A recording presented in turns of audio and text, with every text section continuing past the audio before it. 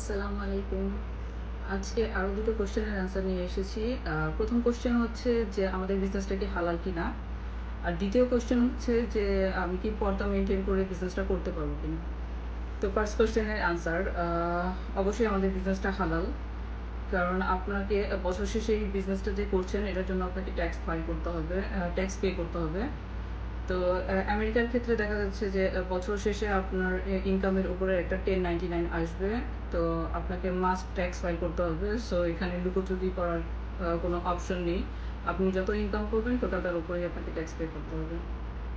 আর যেহেতু এই বিজনেসটাতে আমরা কিন্তু কাউকে বলছি না যে আপনি প্রতি মাসে ফিক্সড এত টাকা ইনকাম করবেন। যদি আমরা কাউকে বলে দেই যে প্রতি মাসে আপনি এত টাকা ইনকাম করবেন, তার মানে ওই বিজনেসটা কিন্তু আপনার হালাল কিংবা লেজিট হলো না।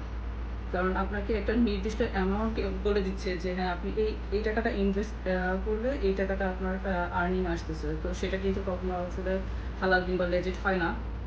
তো আপনার কাজের উপরে আপনার ইনকামটা আসবে। আপনি যখন ভালো কাজ করবেন তখন আপনার ভালো ইনকাম হবে, আপনি যখন কম কাজ করবেন তখন আপনার কম ইনকাম হবে।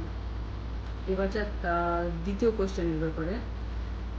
আমাদের এই বিজনেসে প্রচুর লোকজন আছে যারা পর্দা মেনটেন করে বিজনেস করছে।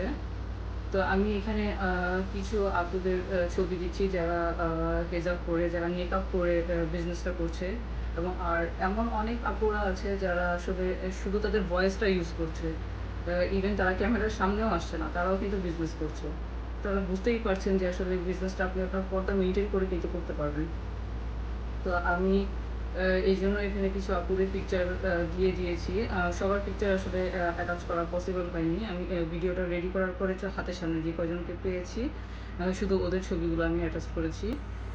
তো আশা করি আমি আজকের এই কোয়েশ্চেন দুটার অ্যান্সার করতে পেরেছি যে আমাদের বিজনেসটা কি হালাল কিনা এবং আমাদের বিজনেসটা কি আপনি পর্দা মেনটেন করে করতে পারবেন না।